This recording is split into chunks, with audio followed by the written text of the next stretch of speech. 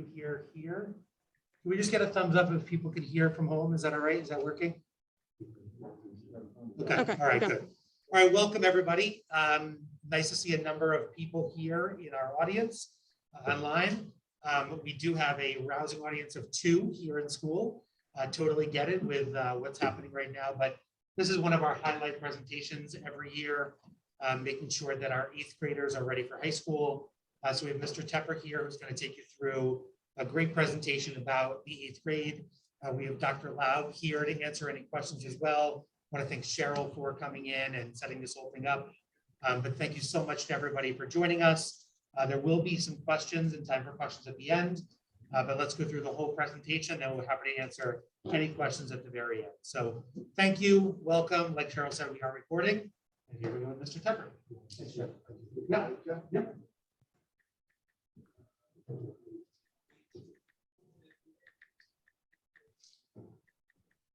Hi guys, how's it going? I hope to see tons of people here, but obviously with what's going on today, I understand. I am able to take my mask off because everyone's far enough away from me. So you can see who you're talking to a little bit better. And as the kids say, they like the mustache. So I can show the mustache. I have a bunch of stuff to go over with you today about our kids transitioning from 8th grade to 9th grade. I'm going to be going into classes on Monday. There's social studies classes to go over with them. The options for them. We're going to talk about high school graduation. We're going to talk about transcripts. We're going to talk about credits for courses.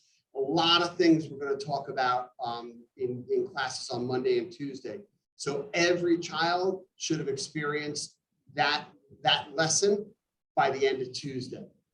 So, and it's pretty much very similar to what you're going to see today, the presentation that is.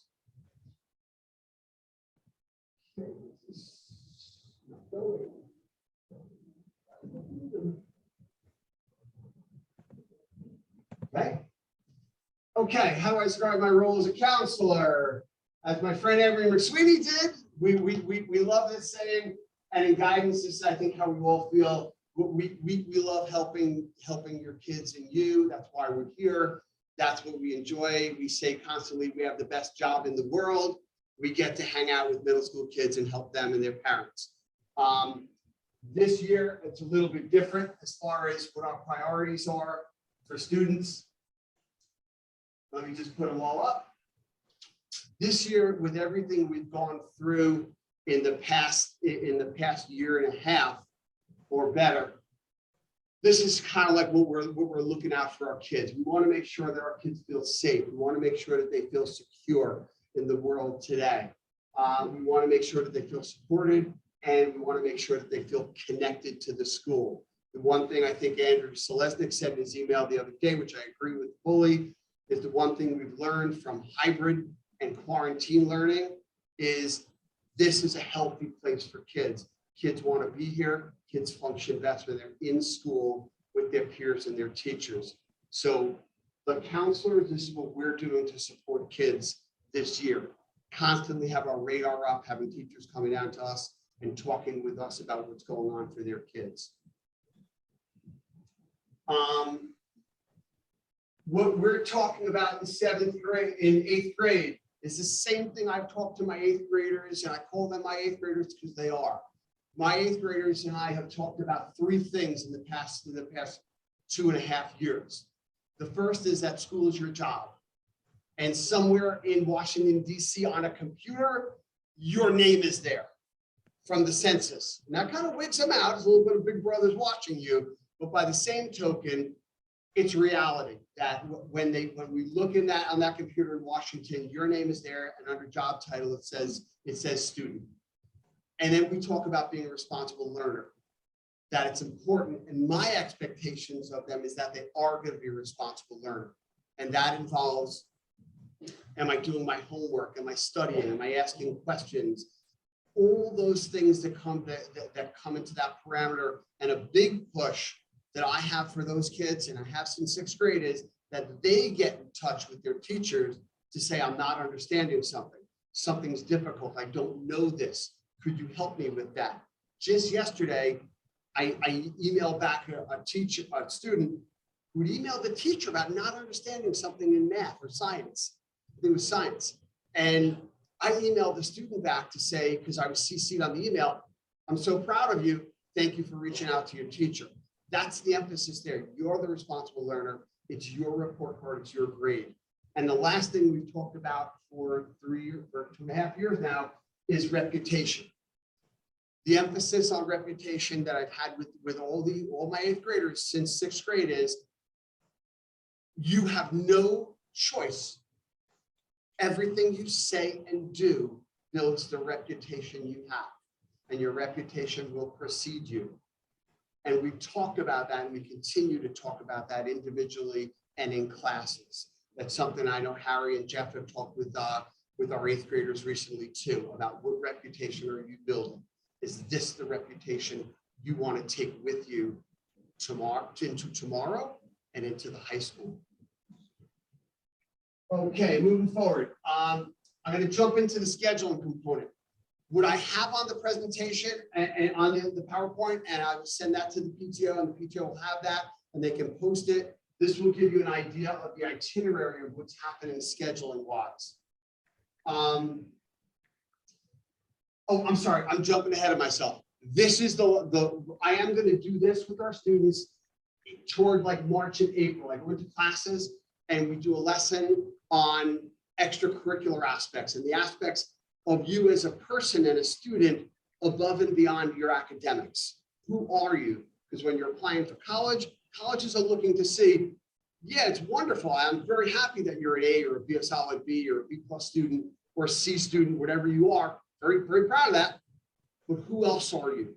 Who are you as a person? Are you a sports person, a theater person? Are you a student government person? What other interests do you have?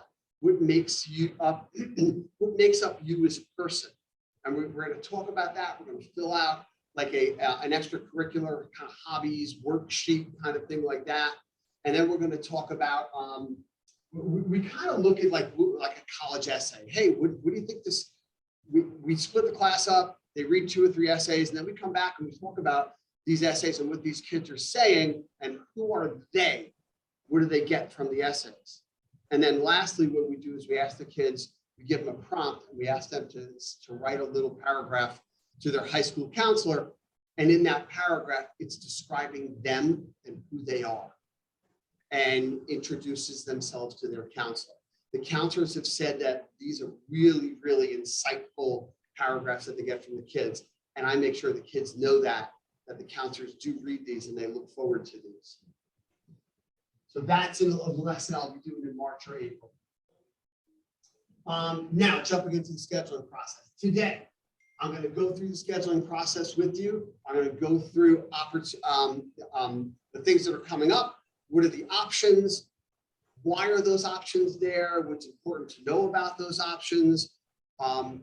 As Jeff said in the beginning, if you can hang on to questions toward the end, I may end up just answering a question as we go through the presentation. Probably will. I'm hoping I will. So today is this presentation. What's going on? What is the scheduling process for your students moving up to the high school? Which they are equally excited as they are a little intimidated or about that process. Next week, as I said before, I'm going into classes and into social studies classes, that is, and I will be meeting with your child or your children. And so by the end of that day on Tuesday, every child should have had this experience and have an idea of what am I doing? Where am I going? Part of what they're going to see, and I'll show it to you later, is they're going to fill out a scheduling worksheet. So what that scheduling worksheet is that scheduling worksheet is, these are the things we're talking about scheduling wise, and this is what you think you are doing. So that's kind of like an important piece for them. So you should be looking for them to bring that home. They'll also have a list of all the electives and with explanations of the electives and what those classes are about. Because next year they will have 2 options to pick for themselves, classes that they want. January 13th, there's going to be a Zoom period 1 with the high school. where they're going to go over with the kids again from a high school perspective. What are these elective classes about? When we talk about studio art, Mr. Tepper's explanation was this. This is what the high school's explanation is. So the kids have a little bit more of a broad understanding of what is this elective and what's involved in it. January 26th at the high school, there's going from 7 to 9 p.m. I don't know where that's going to be. That may end up being Zoom. There's going to be a JJHS curriculum night where they're going to go over again the curriculum at the high school, electives, and your core academic classes. Moving forward.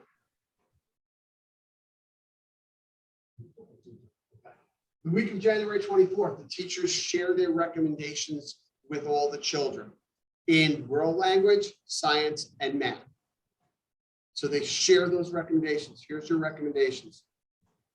I'm recommending for you to go to this class or that class. It's not a lot of options moving forward, but there are some options that are there for kids, especially when we're looking at accelerated kids moving forward into the high school.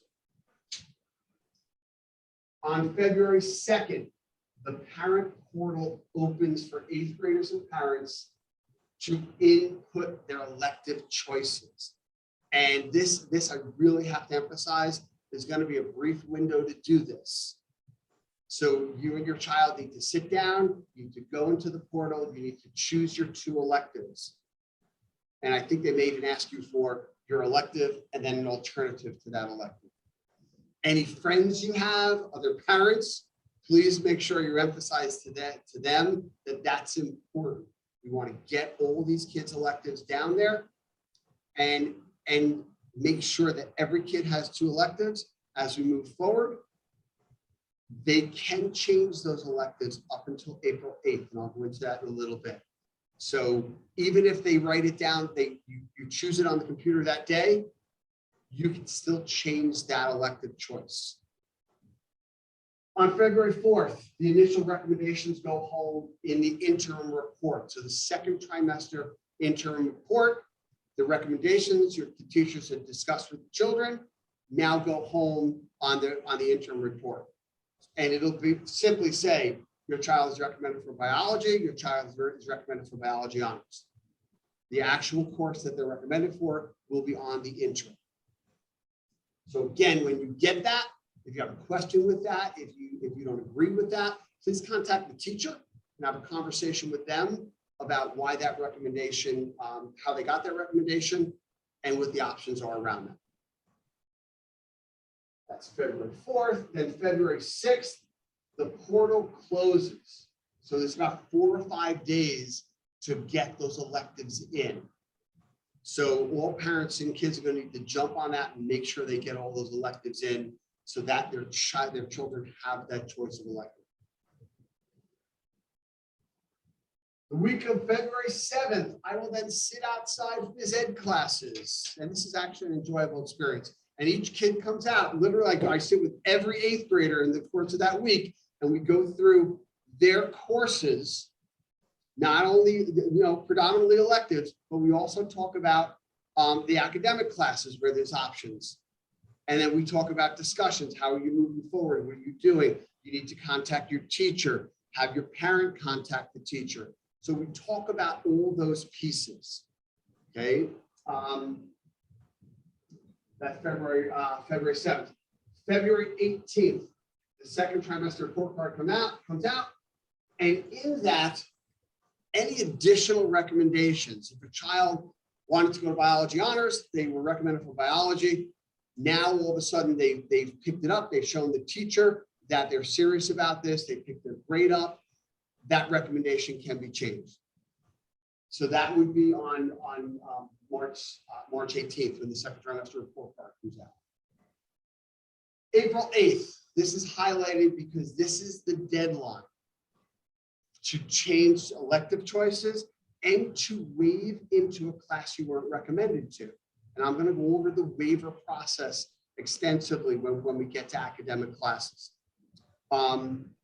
So if your child is recommended for a class, they're not in agreement, you're not in agreement with it, you want to waive them into another class, That has to be done by April 8th through the waiver process. And I have a copy of the waiver on the presentation. So that's generally, and then in August, the schedules arrive to the parent portal right for school opens. That's generally, that's the scheduling process. That's the process that we're going to go through. As your children know, and you know, any point in time, if you have a question, please come and get me, please call me, please email me. I want to answer the questions and I want to get those questions rather than the morning of April 8th, your call. I've got a slew of phone calls because I just decided that I want to do something different. Call me, let's have that conversation. Have your child come in and let's have that conversation. That's a big push I'm having with kids. Did they talk to their teacher? Because when they go to the high school, that's going to be the expectation. Moving forward, okay, we're going to get into a little bit of the nitty-gritty of the scheduling pieces. Graduation requirements are on the in-course description guide. We used to put them up in the presentation. The majority of our kids, 99.9% of our kids, never have to worry about graduation requirements. They're going to be absolutely fine. They're probably going to have way more than they need to graduate. So it became kind of like a little bit of a moot point. But if you want to know the technicalities of what a kid has to do, according to New York State, that is in the course description guide, which is on the high school's website. Big thing to understand is there are 1 credit courses and half credit courses. A 1 credit course is a course I take every day for the whole year. So if I'm in, again, it's 1 full year of class. So if I take a class like gym, phys ed, which is every other day for the whole year, that's a half a credit course. I only get a half a credit there. If I was to take photography, which is every day for the first half of the year, that's only half a year of course. So I get a half a credit. So that, and that's important to know when we're looking at how many credits do I get for that.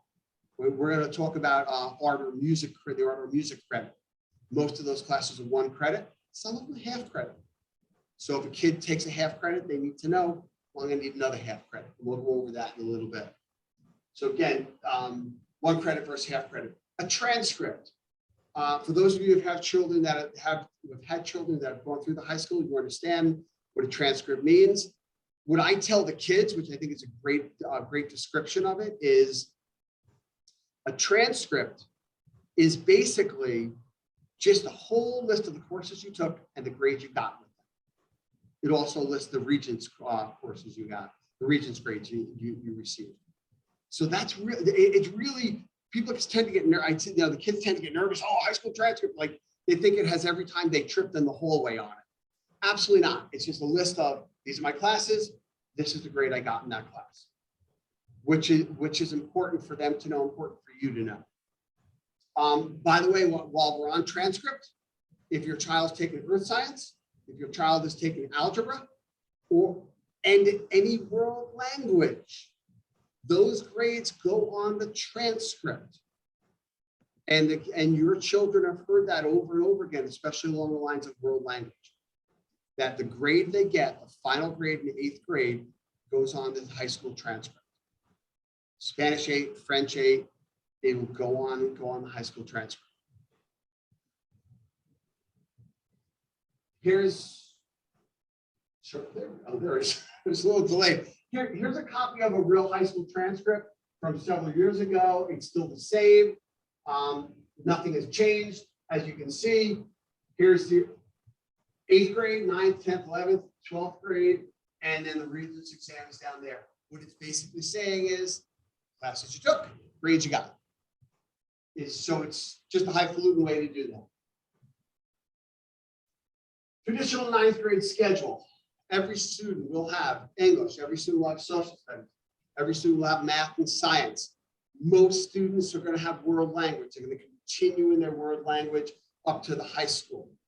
I'll go over the world language and the credit scenario and how that works. And when we hit the world language courses, because there's some questions there, and it's good to go over that.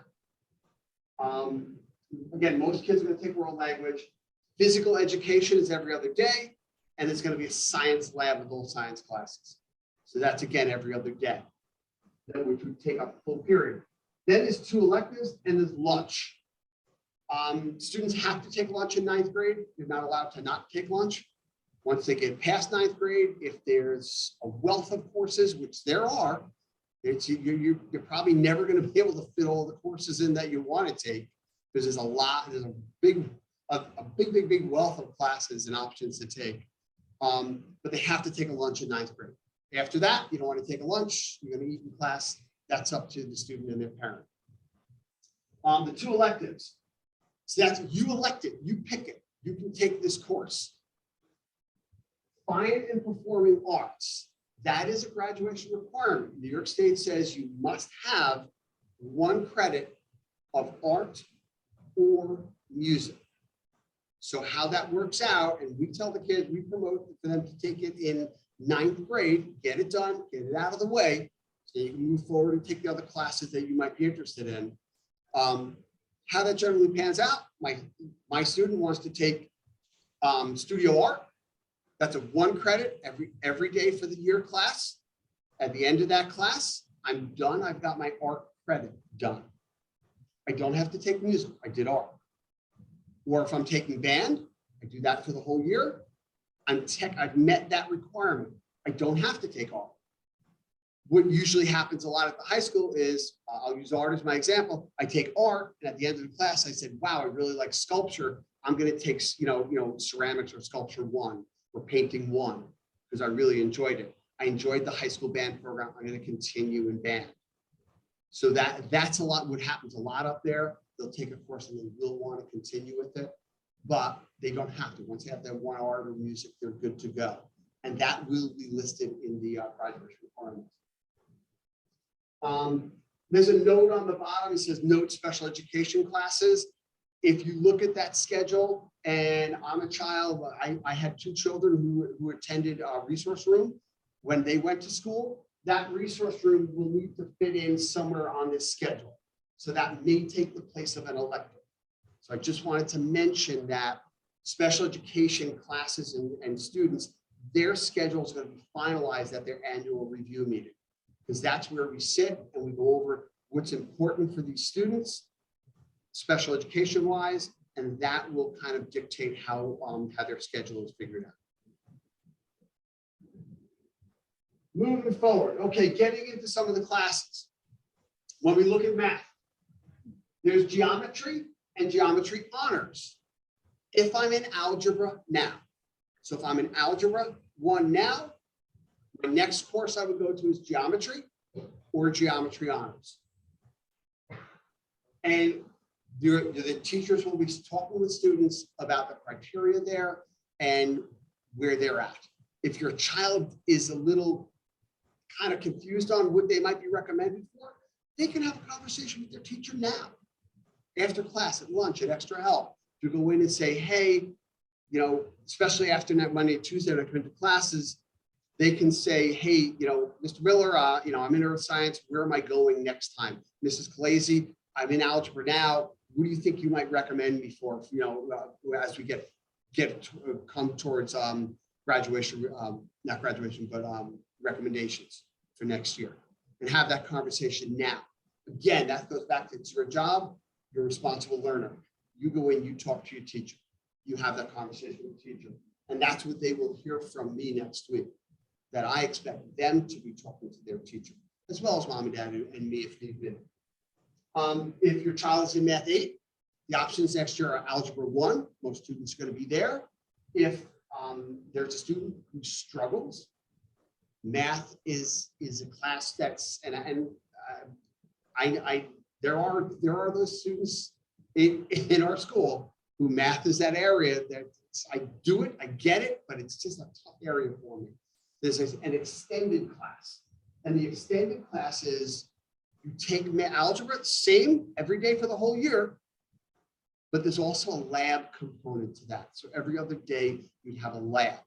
So if I struggle in math, and math's just that area that's tough for me, every other day I have a lab class where I can fill in those pieces that I'm just not getting. It's a really great program for kids who struggle in math. And again, that'll be recommended. That's one of those scenarios where when we look at a waiver system, if you want to waive out of it, if I'm recommended for geometry, but I want to be in geometry honors, and the teacher says, no, sorry, I can't give you that recommendation based upon the criteria, a parent and student could waive into that program. If a student is designated for or recommended for Algebra 1 Extended, they don't feel that that's the program they should be in. They have the conversation with the teacher, the parent and student do, and then they could do a waiver to go to algebra.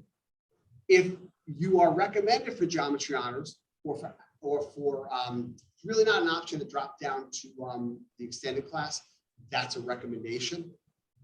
But if you're in geometry honors, we have this happen every year, and you feel you're not exactly prepared to move on to geometry honors, you can turn around and say, I don't want to do that. There's no waiver involved in moving down or moving from an honors to a mainstream to that Regents class. There's no waiver needed there. That's an email from you, the parent, to me, stating that we've decided it's in Susie or Johnny's best interest not to do the honors class, to do just the standard Regents class. Why that would happen? Some kids have found the course very difficult, the algebra course, and even though they've done it and done well, they just felt it was a little too much for them. Maybe because they do a lot of outside dancing, or they do gymnastics, or they're a 3-sport athlete. The high school counselors are awesome with talking to kids about looking at themselves in a full perspective of who I am. It's not just a matter of how many honors and accelerated and AP classes I have. It's a matter of who you are as a person. And is it smart based upon your workload to load yourself up with very difficult classes? But by the same reason, by the same time, your students hear from me always, you should be in the most appropriately challenging course for you. If you shouldn't take the easy way out, if you can do the harder work. And again, they're going to hear that on Monday and Tuesday.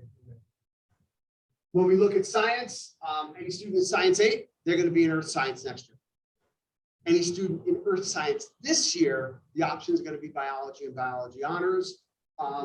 I can tell you about biology honors because for many, many years, I coached varsity track. And when those students came down and they talked to me, there was a lot of times they were late to track because they were at biology extra help. And what those high school kids told me over the years, some of them said biology honors was the hardest class I took in the high school. So just to put out to you for what I've heard from kids, they do find biology honors to very, very challenging. And there's a lot of independent work that's required, as well with geometry. Here's the waiver form. And when that date happens where the recommendations come out, that's when the waiver form becomes available. So when that interim, the portal opens and that interim is there and the recommendation is there, that's when the waiver form will be available. What the waiver form basically says is, I understand it was recommended for the course, but I kind of feel we can do this. My child and I can do this. There's a requirement that you need that both the student and the parents sign, that I understand the recommendation, the actual requirements were not actually met, but that I still want to do it. At that point in time, again, parent signs, student signs, the parent and or student have a conversation with the teacher. And really the conversation is, hey, this is my recommendation. This is where I really want it to be. Could you explain why that recommendation was not where I wanted it to be? And it's basically what I find they're really fruitful conversations, because the teacher can say, here's what I think you need to do to get to that point, to be ready to roll and to do that class that's more challenging. So it's a really good conversation. At the end, then they're submitted to the teacher The teacher hands them to me, or the teacher hands it back to the child hands it to me. As soon as I get it, I sign off on it that I have it, and we make the change in the computer as far as the course selection goes. So again, that waiver process, super important. That ends April 8th. So the end of April, that April 12 midnight, April 8th, that's the last waiver we take. Humanities program, okay, which is English and social studies. Every kid's gonna take that at the high school. The world languages. In our 8th grade, there is no Latin. Unfortunately, Latin did not run when our kids came up to the middle school. So we have kids in Spanish 1. We're going to move up to Spanish 2 in the high school. We have kids in French 1. They're going to move up to French 2 in the high school. We have some students who are taking a class called Spanish AB. They will get credit and they'll move up to Spanish 2A. Those are students that, due to requirements of their schedule, they were unable to take world language every day in 6th and 7th grade. They will still graduate, they will still move on to the high school with a credit and are encouraged to move on to level 2A. The difference between 2 and 2A, 2A is the typical 2 course. You're going through the whole curriculum. 2A, you go through less of the curriculum, and it's going to move at a little slower pace for students who may not have had the full curriculum because they could not have Spanish for every day, every year. So, but we want students to continue with the world language. That's why that program is set up. Now, as I said before, I want to touch base on the actual on the requirement, the graduation requirement for world language. You also see Spanish 1 and Latin 1 up there. Those classes are offered to students as extra classes that they may want to take as their. I'm asking Christine to invite me to the Greyhound group on Facebook. She hasn't yet. Those I want those advice classes, on how to deal with her bad breath. Latin 1 and Spanish 1 will run Like really bad. Like I can smell it at night. as long as there's I enough. did because Greyhound. So hopefully they do. This year, Spanish 1 did run. I'm not aware of what happened with Latin. So getting back to the graduation requirements. Every student, when you look at the graduation requirements for a Regents diploma, must pass 1 course and have 1 credit of world language. Almost every student, when they graduate from 8th grade and move on to the high school, is going to have that 1 credit. So technically, those students don't have to take another world language class. There's a couple reasons why they should continue with that. And those reasons are this. First and foremost, it's better for them to know a language, to get really versed, well versed in a language, to become as bilingual as possible. We all know that in today's world. Secondly, some colleges will not accept an application if that student has not had 2 or 3 years of the same world language. So if a student says, I'm not going to continue in the world language and the parents in agreement, that does cut down on some of the options they have when they're looking at college choices. Some parents and students have told me, I don't care. I want to go to a place that's going to accept me. I'm not a world language person. Again, that's a whole decision. We're encouraging students to move on to take the next course of world language. We want them to have options open to them. But we understand there are some students, and I was one of those, I got through my world language and it was really tough. I was not a world language kind of person. I did what I had to, and then I stopped because it was something that was problematic for me as a course. You know, that's just my own history. So again, if you have that question, if you and your child are bandying that around, please feel free to call me. But that world language choice, I want to go over, there are a couple other reasons why a student would continue. Humanities, other humanities. They're the fine and performing arts.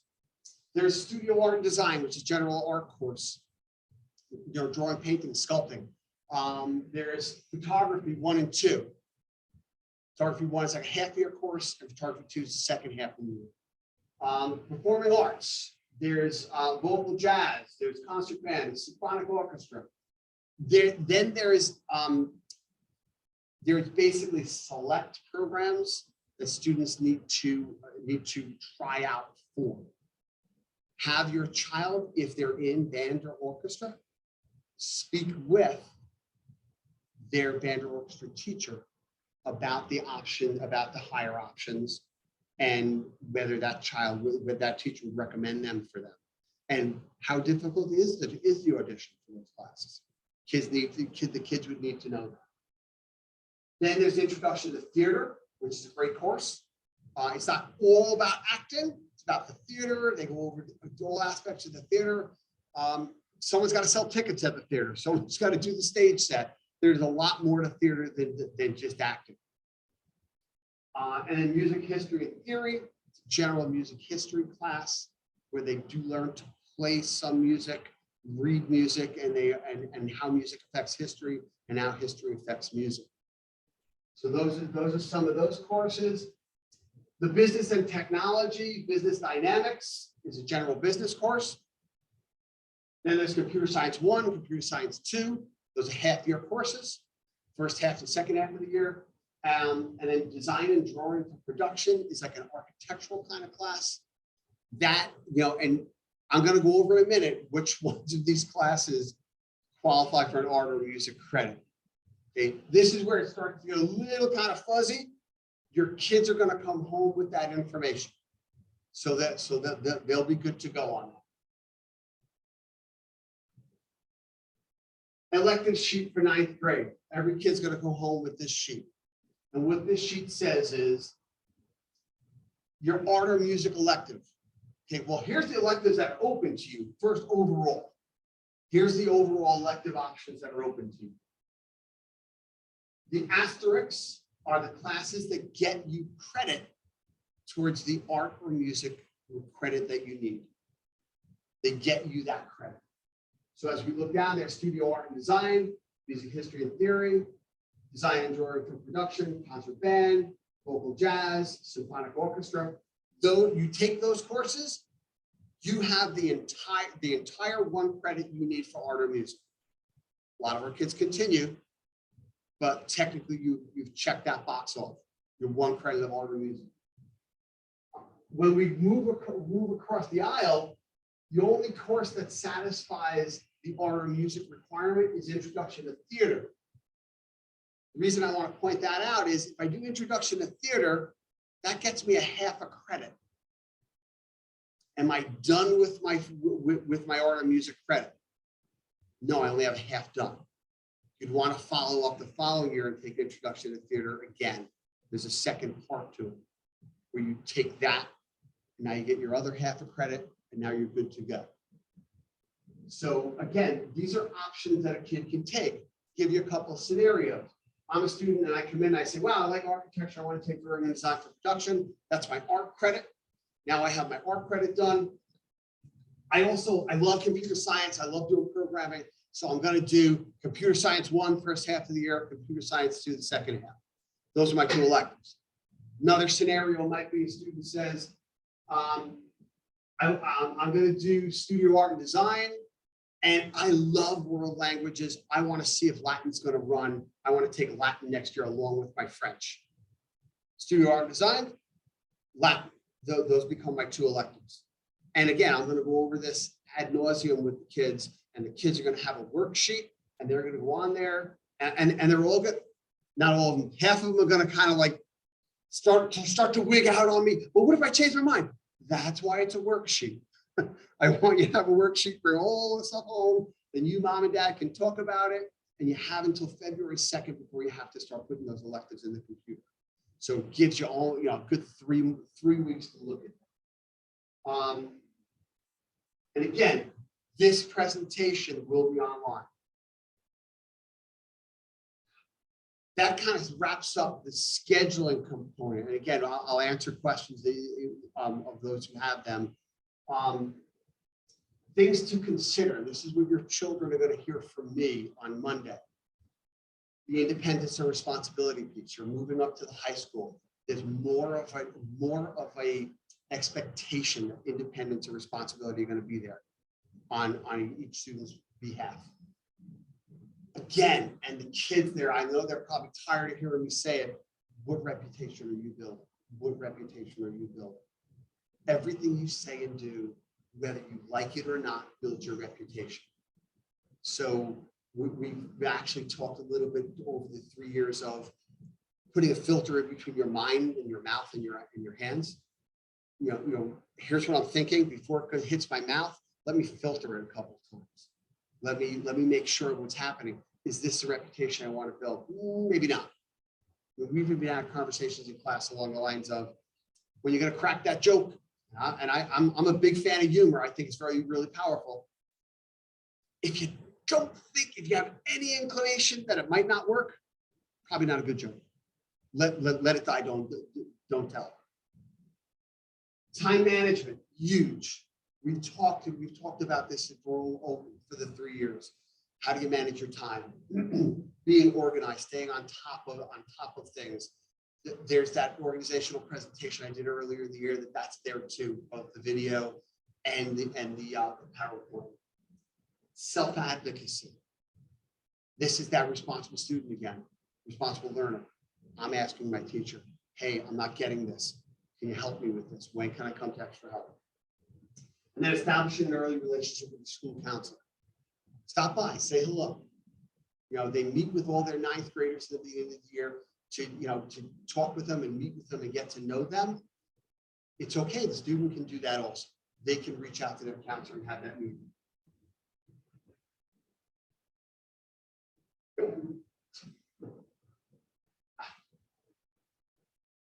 Other things, establish a positive relationship with teachers. Same thing they've heard from me for 3 years now. Contact your teacher, talk with the teacher, get a relationship going, get involved. We think we have a ton of stuff at the middle school. It pales in comparison to what the high school has as far as extracurricular activities. There's tons of kids. One of the things I was shocked at when we came back and we actually started doing after school activities, the amount of kids that immediately jumped into after school activities. In the middle of a pandemic, I'm coaching track, winter track, and I have 40 kids running winter track. They want to do that, and that's important to be involved. Again, who are you? I know of kids in the high school who are running track, who came out on a whim, and that's become one of their big focuses in the high school. Pursuing your passions goes right along the lines of that track conversation. And then what else do you want to do? I'm really interested in biology. Well, I'm looking at, look at the curriculum guide ahead of time. Let your child sit down, encourage your child to sit down and look at what are the courses that are offered at the high school. Wow, marine biology, man, I'm really into that. Okay, I have to wait until 10th grade or 11th grade to take that class. Great, have them start sketching out what their 4 years at the high school might look like. Do it in pencil, because it's going to change. But just, what are you passionate about? What are the things that are interesting out there? There's a ton of things that are interesting. And that talks about consider joining a club. This is the worksheet that they're going to get on Monday. They're going to fill that out, and we're going to basically go over. Okay, here's the deal. What do you think you want to do? And some of the kids are going to say, I'm not really 100%. I'm going to say, if you had to make a choice now, what would you choose? You can go home and sit with mom and dad. You're going to have the descriptions. You're going to have your guide. You're going to have your stuff there. Think about what you want to do. The cool thing for kids, and I talk this big time with them, in middle school, there's very little option they had about the courses they wanted to take. Now you got 2 courses. They're all yours. You take them. You pick. That's exciting to me. That's really exciting. Some of the 8th grade calendar of events, a lot of it I'm not going to even touch on because you don't need to know extensively when the earth science regions are or when the local state tests are and things like that. But this is in the presentation in case you want to go back to it and look that up. The last day moving up ceremony, we're scheduling a boat trip, and hopefully that runs. So with that, that's it. Does anyone have any questions?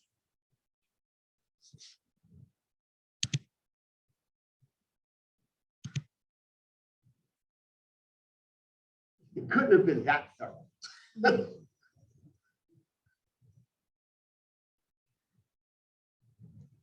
Any questions at all? Hello. I have a question from the land of Zoom. Can you hear me? Yeah, yes, I can. My son ended up in the, I guess it's the Science 8, which he's found to, I think if he had a better year previously with COVID and all, he probably would have gone to the other science option, and now he's looking to be more challenged next year. Is there a way that he can get go into the other track starting in 9th grade? Yes, there is. It's not one that's recommended because it would require taking a summer school course and learning that 40-week subject in basically 6 to 8 weeks. Some kids have done that. Most kids, when it gets down to the brass tacks of having to actually do that work, most kids are like, that's not how I want to spend my summer. What I will tell you is that 9th grade, if I was in Science 8 this year and I move up to 9th grade next year and I'm in Earth Science, there's not an honors option in 9th grade because the kids are in 9th grade, so first year of high school. Following that in 10th grade, almost every single class has not only a Regents option, but an honors option. So he may have to kind of just say, okay, no problem. It'll take me 1 more year to get there, then I can start really broadening out and taking, more challenging classes for myself. If you want to discuss the other option more thoroughly, I'd be more than happy to have that conversation with you. I will tell you, it's hard to find those programs, and it's not exactly something that, I'm told by the high school that's recommended, because you really don't get the full experience of the course. Okay. Any other questions? You can throw them in the chat.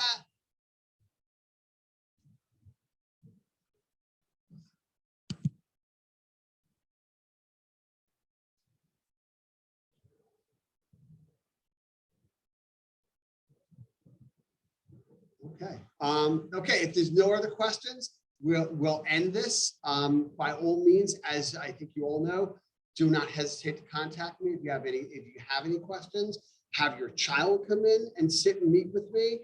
One student yesterday, in the middle of coming back, the other day, coming back from into this crazy, so many people are infected world that we're in at the moment. Hopefully, we'll be done soon. The parent said, my daughter's interested in this career or that career. Could she talk to you? By all means, that would be a great conversation to have these days. And we're going to have that conversation tomorrow, about what are the options if I'm interested in engineering or law or whatever the case is. And I'll go over that in class on Monday and Tuesday, that think about, if I'm thinking about being an architect or an engineer, would drawing and design be a good class for me?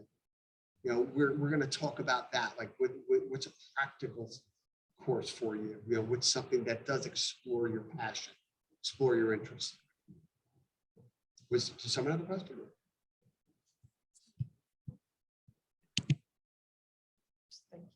Okay, thank you very much. Please feel free to reach out to me if you have any questions. My pleasure. Have a great day.